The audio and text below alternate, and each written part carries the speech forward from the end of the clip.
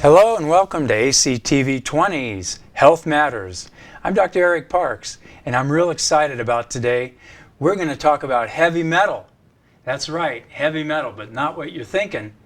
I'm here, I have with me a guest who is a specialist in heavy metal detection and treatment, and her name is Danni Ballere. Dr. Danni Ballere has been a practitioner in Auburn for quite some time. We're going to hear all about her in just a few minutes here. So let's get started, Danni. I would like you to tell us a little bit about yourself. How long have you been in practice, and what got you into doing what you're doing now? Okay, very good. I'm glad to be here. I appreciate you having me. So I've been practicing since 2009. I graduated from the National College of Naturopathic Medicine in 2009. I did my undergraduate at Cal Poly State University in nutritional science.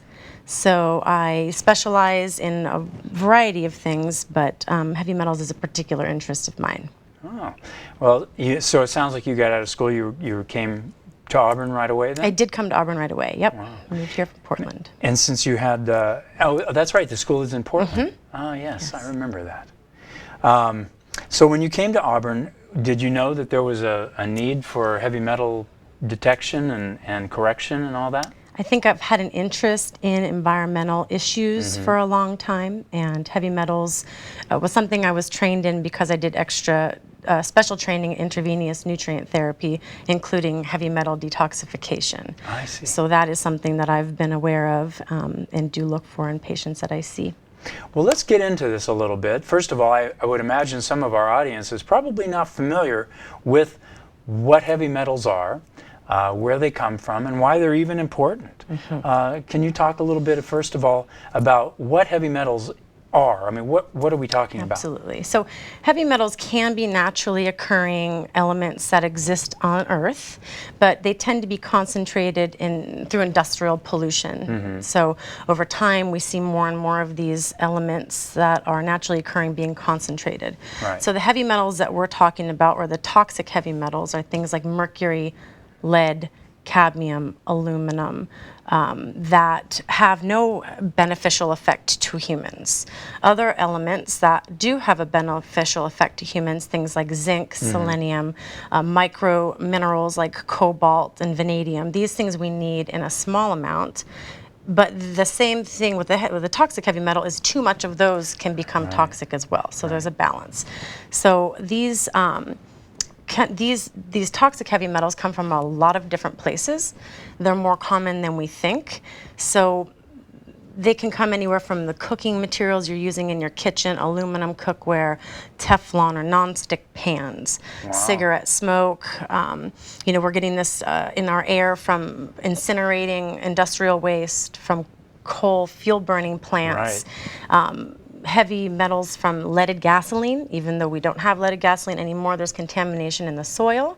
Airplanes still use it. Airplanes still use it, and NASCAR still uses it as well. So if you're a NASCAR fan, you might get more exposure to lead. Mercury amalgams in dental fillings, and a big source of contamination for people for mercury is fish. Yeah. I've heard that there's no fish on Earth left without mercury in it. That's true. Sad? It is very sad. So it is a balance there to get the right amount of fish, but not too much. Tuna tends to bioaccumulate metals, so the bigger and the older the fish is, the more it's going to have in the system. So that's why I've heard you have to limit the amount of tuna you eat now because there's so much mercury accumulated. They actually did a test of 3 major brands of tuna fish just taken off the shelves, brands we don't know, and they found that 50% of what was tested was over the Environmental Protection Agency's safe for human consumption levels of mercury. Wow! In one one serving. So they kind of equated that information to if an average 9-year-old child were to eat a single can of tuna, they exceed the EPA's recommended daily allowance, and that would be eating 1 can of tuna every 6 weeks. Wow. So we just have to be aware of that, and maybe not eat tuna as much as we like to. Opt for other things like maybe canned wild-caught salmon is less high in mercury than the canned tuna fish, and can be prepared in a very similar way. Wow, it sounds like we can avoid certain toxic exposures from paying attention to what we're eating. But it also sounds like from what you're saying that it's in the air, the water that we drink, and the water that we bathe in. I mean, all these things are potential sources of heavy metals. So what would be some of the things that might be a problem if we had too many heavy metals? How would we know, or what would happen to us? So that's the interesting thing about heavy metals, is that the symptoms that are associated with them can be quite vague. Acute symptoms are pretty profound. You become very sick, but actually the symptoms can look almost like a stomach flu, nausea, vomiting, these types of things. We looking for these chronic exposures that people may be getting on a daily basis from their food and environment. So symptoms can be anywhere from anxiety, mood disorders, fatigue, cardiovascular, heart disease, blood sugar dysregulation like diabetes, autoimmune dysfunction, neurodegenerative disorders, thyroid dysfunction. So those kind of, it's almost anything. You've just named 98% of why people go to the doctor. Exactly. I mean, that's amazing. Exactly. Wow. So some of these things, like neurodegenerative diseases, we don't have actual causes for why these things are becoming increasingly prevalent in our society. So I think that looking at environmental toxicity is a huge piece that's missing in a lot of people's diagnostic workups.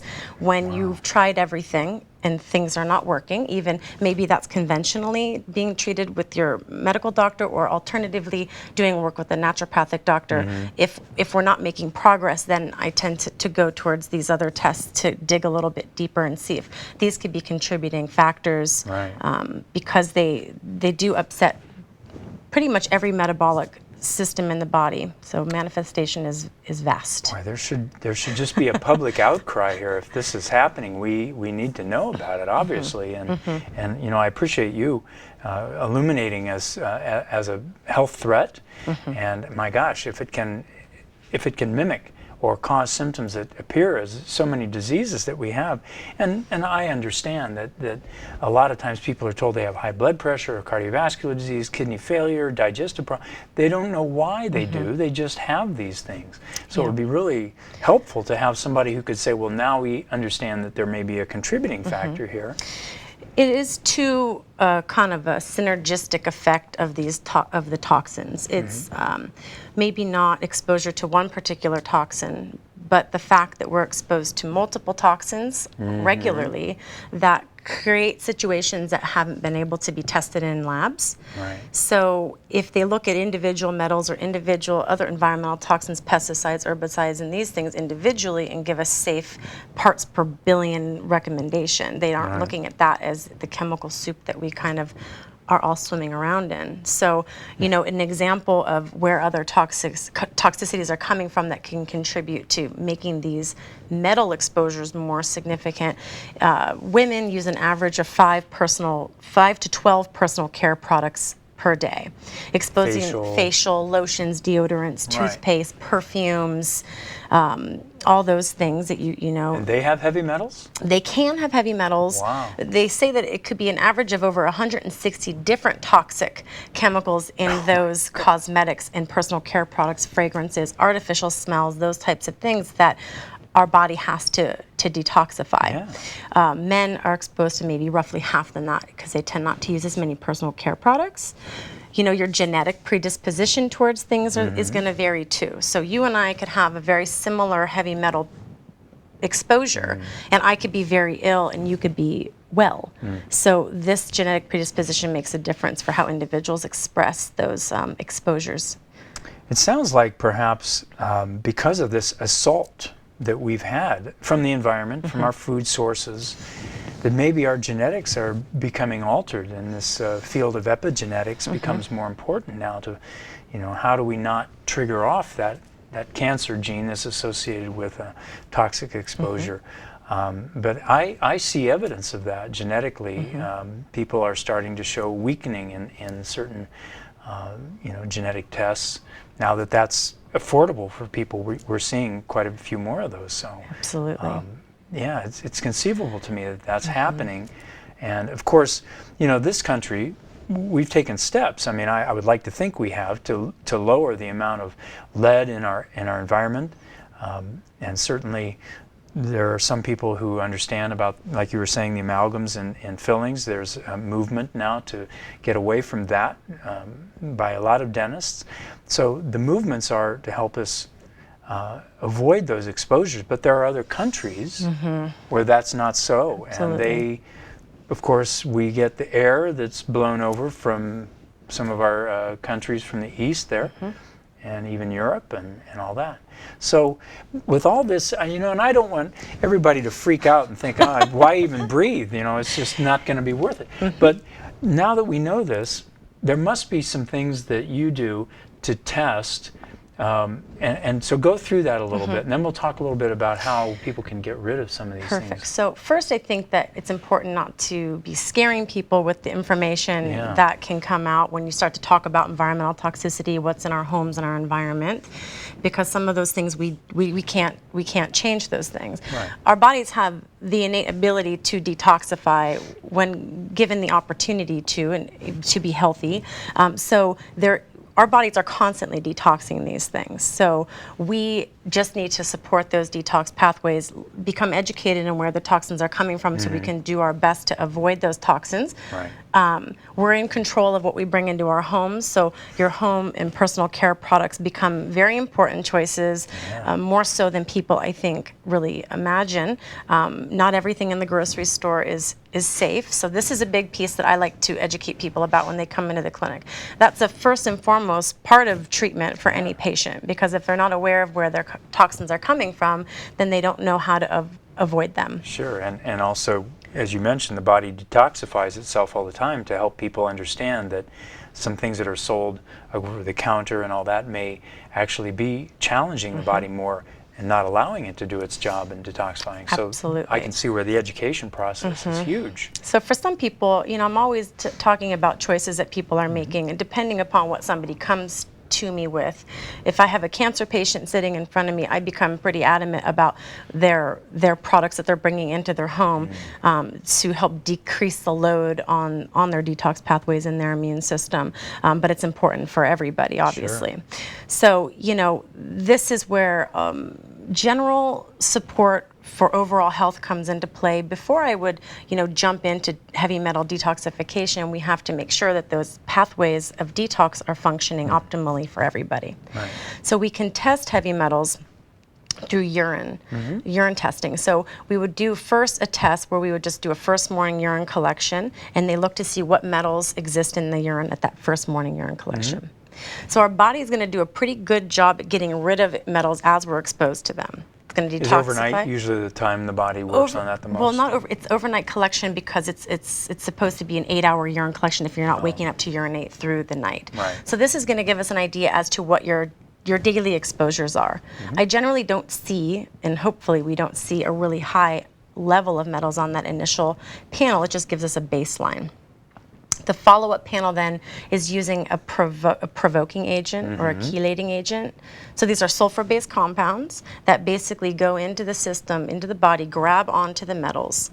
So they can be, chelation means claw. Right. So they safely chaperone them out of the body so they can't do damage along the way. During that second part of the test, we do a 6-hour urine collection, and we're able to see more of what the total body load is. I see. So metals, you'll see a higher level in that urine based on maybe the percentage of that in the body. Correct. So the more they're pulling out, the more they may have in store. Correct. So that test is also a treatment because we are pulling those metals out and they are being excreted. So the metals as they come into the body, or other toxins as they come in, we detox as best we can through our detox pathways: breath, skin, through sweating, through the kidneys, and urine, and through the colon. But what the body can't get rid of, it's going to store. So it's not in circulation, it stores it. But unfortunately, where these toxins tend to get stored is in fatty tissues. And our nervous tissue and our brains are made of fat. So that's not a particularly good place for those metals to be sitting. And lead goes into the bone. So this testing will pull it out of those tissues, and it may take time, in a detoxification process to get through all those layers into the deeper storage of those metals. So that's just the initial testing to see what's there. prior to that testing, we're checking to make sure liver and kidney function are optimal to make sure that people can tolerate these types of tests, because it is coming through the kidney, so we want to make sure. Yeah, so the pulling them out won't make them sicker or something. Exactly. That's a big part of the process, is to pull them out without making people sicker. That's smart. Yes. So for those people who watch my show regularly, there was a show we did on weight loss, and the person was telling us that people who have difficulties in shedding fat, sometimes it's because of the toxins. And while she didn't specifically mention heavy metals, or metals in particular, it is a toxin that, like you were saying, your body stores it there. And so for those of you who've had difficulty with weight loss, even though you're doing all the right things, that's another avenue. You want to check that out, because you know, it sounds like everybody probably has heavy metal accumulation of some degree, and if it's over a certain level, I would imagine your body says, hey, I can't let go of that fat. It's diluting my toxins. Absolutely. That is a big piece of even part of the weight loss process that I work with in the clinic, is detoxing. We see that with people many times that plateau or can't lose weight. These toxins are affecting your thyroid. Your thyroid is, you know, running your metabolism. So it can be one of those things. People will lose a little bit of weight, be re-exposed to those toxic materials, and then they stop losing weight. Right. So a big issue, I think, with being able to eliminate properly is the fact that a lot of us are eating really unhealthy diets full of toxins, which I consider preservatives and food colorings, and a lot of the stuff that's in food these days to be toxic. And many medications, whether it be over-the-counter medications or prescription medications, that cause inflammation in the digestive system, which can lead to a leaky gut, which leads to nutritional deficiencies, which can lead to sluggish liver function. So we're not really detoxing as best we could. So that's always kind of, for any patient that I see, a fundamental piece of what I really like to focus on, is always making sure detox pathways are optimal. Well, that sounds like a real comprehensive approach. I mean, I'm familiar with some of the chelation. Gosh, I've sent people to have IV chelation, which we're going to talk about in a little bit. But you know, never do they actually first do tests to find out if the kidneys and the liver are functioning properly, because that's part of that detox pathway. So you're taking good steps to preserve that person's integrity, to help make them, you know, better without making them sicker. I mean, that's a huge thing. I wanted to mention too, because we were talking about different methods of detection. There was a while that we used hair analysis, and it would show up heavy metals, but it didn't seem to be real reliable. What has been your experience with that? Because I'm sure people have heard of that. I think it can be helpful. You can get a toxic metal and essential metal status from the hair. In my opinion, I feel like our hair is exposed to metals every day. So sometimes I'm not really sure what is a reflection of what's in the body and what's a reflection as to our environment. So I choose to do the urine analysis, I do check the essential metals at the same time in that urine analysis as well. And that's how I follow people through their treatment. Is that urine testing? Simple, non-invasive, easy to do. Yep. And not as expensive as some of those other ones. Yeah. Oh, great. So let's say that I've come to you and you've evaluated, and maybe I have some liver pathways that are not working well, and I do have some accumulation. Where would we go as far as treatment? I mean, what do you like to start people with, or does it depend on how bad they are? It depends. And someone can come in and say that they want to do chelation, they've heard about it, they know about it, and this is what their focus is. We have to make sure that they are going to tolerate that treatment, because it is a pretty intensive detoxification protocol. So in my initial consultation, I am doing a lot of initial lab testing. Like I said, the kidney, liver function, looking at red blood cells and white blood cells, doing a comprehensive nutritional analysis. Cardiovascular and metabolic testing, looking at cholesterol levels and blood sugar regulation and inflammatory markers, all a very comprehensive initial workup for all patients that come in. The history tells me a lot about whether or not they would be ready to initiate a really intensive detox program. Oftentimes people have a lot of dysfunction in their gut. And so I will not detox anybody, even a simple liver cleanse, with anybody who has any kind of leaky gut going on. If the gut's leaky, every time I dump toxin, it's going to be sieving right back through into the bloodstream, recycling back to the liver, and it will make them feel pretty awful. You're clogging the sieve there every exactly. time. So we need maybe we need to identify what are contributing things to the inflammation in the gut, whether or not they're having pain and needing to be on over-the-counter pain medications, Advil, Tylenol, those things, whether or not they have food sensitivities, whether, all those. So I may start with a comprehensive gut healing protocol to decrease that inflammation. Right. I want to make sure that they're eliminating regularly, they're not tending towards having sluggish bowels or overactive bowels. So this is how we begin with everybody. So optimizing normal function, and then once we take that step, we'll then focus on maybe a little bit more of an intensive liver cleansing piece, and then moving on to that heavy metal detox piece, which then becomes it's a commitment for the patient to choose to do that.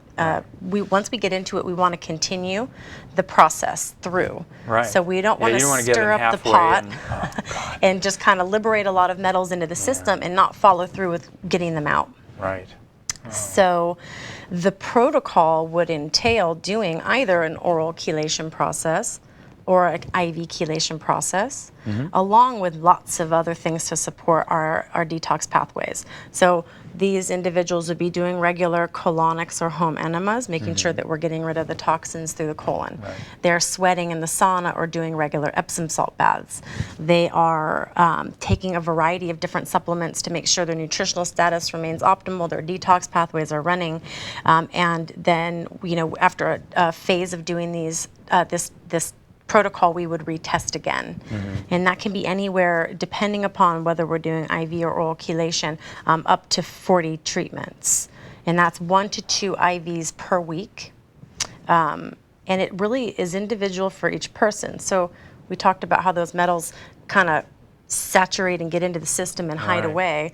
We may see in the beginning, as we're pulling them out, a rise in the metals and different metals that start to be pulled out of the body that we didn't initially see because they're being pulled out of storage. So soft tissue and then bone, and then we hope to see the metals start to decline and the symptom picture improve. That's what we're looking for. Right. Wow, that is so comprehensive. It's amazing to me. You really thought through this very clearly and understand how the whole system has to be functioning in order to get the body to do something that it normally would do, but very slowly. And unfortunately, so slowly that sometimes that's what causes these disease processes. Exactly. So you're going at a rate, and it sounds like some of these can take months to get through. Absolutely. That the body can tolerate that. You can still live your life.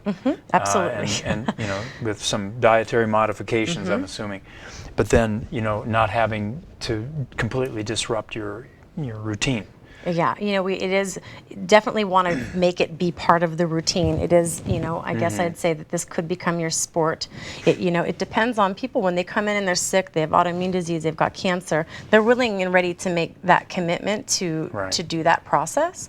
There are other ways that we can do it too. If people aren't ready to do that really intensive piece, we're doing a lot of the basic detox protocols. There are other things out there that can help the body eliminate heavy metals like chlorella, garlic, cilantro.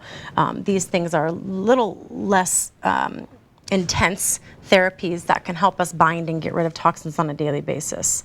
Probably a good maintenance. A very good maintenance for a lot of people. From what we were just talking about, our environment, our food, our water, we have to do something on a daily basis, or else we're going to end up, looking at intensive therapy at some point. Exactly.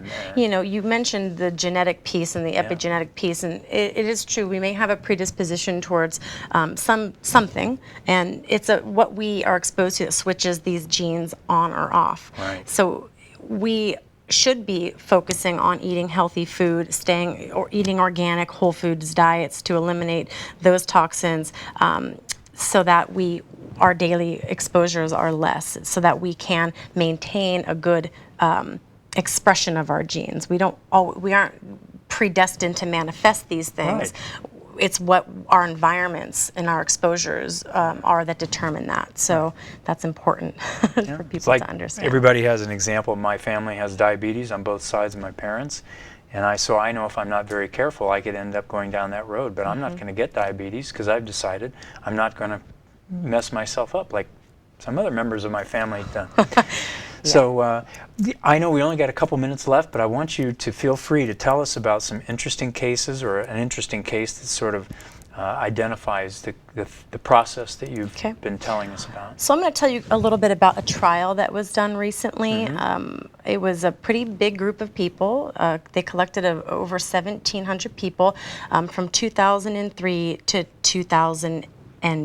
Okay. These individuals were ages 50 years and older, each of them having some history of cardiovascular heart disease, most of them having a history of a myocardial infarction or a heart attack, around 4.5 to 5 years from the time that the study was initiated.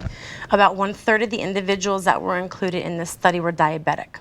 So they followed these individuals for a minimum of 1 year and up to 5 years. They separated them randomly into 2 different groups.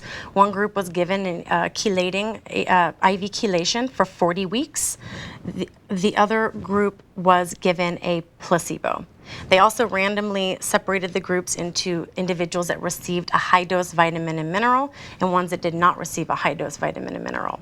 And at the end of the trial, they found a moderately but statistically significant improvement in cardiovascular outcomes, recurrent heart attacks, for the group of individuals with just cardiovascular disease. But they found an extremely significant effect of individuals with diabetes. So a 40 to 50% reduction in recurrent cardiovascular events, and a 53% reduction in death of any kind. So pretty big results coming back for individuals with those cardiometabolic dysfunction. And the group that took the high-dose vitamins and minerals was even more significant. So they still, the disclaimer is we don't know what that means, but this was the results. But decreasing those metals in the body can significantly decrease our exposure to free radicals, which obviously, help us down the line for lots of these chronic issues that people are dealing with. Well, that just makes sense to me, because if your body has toxins, whether they're heavy metals or otherwise, it limits the immune system's ability to do its job. It limits the ability of the body to repair its own DNA. Absolutely. So it just makes sense that you want to be as clean as possible. If you want to have a high quality of life, we're not always talking about how much longer we want to live, but if you're going to be living longer, you want to make sure that you have a good quality of life. I agree. Sounds like you really have a good, your passion for this is very evident, and I'm sure that people that come to you stick with the program, because they have to understand. What you're telling them is profound, and who else would tell them this? I don't know of anybody else that would be testing, and in such complex and comprehensive ways. So wow, I really appreciate you coming on today and helping us out. It looks like we're going to have another show. I mean, I tell everybody this: the half hour goes so quickly that we need to tell. But if people want to get a hold of you, you have a website? We do, yes. You can find us at auburnnaturopathicmedicine.com. You could call us at Auburn Naturopathic Medicine at 530-885-5908, or pop into the clinic. We do free 15 meet and greets with anyone who wants to come meet one of the doctors and ask some questions. We also have a free Wednesday night wellness the first of every month, where we do an open forum, question and answer. So I'd love to see you there. All right, thank you very much. And until next time.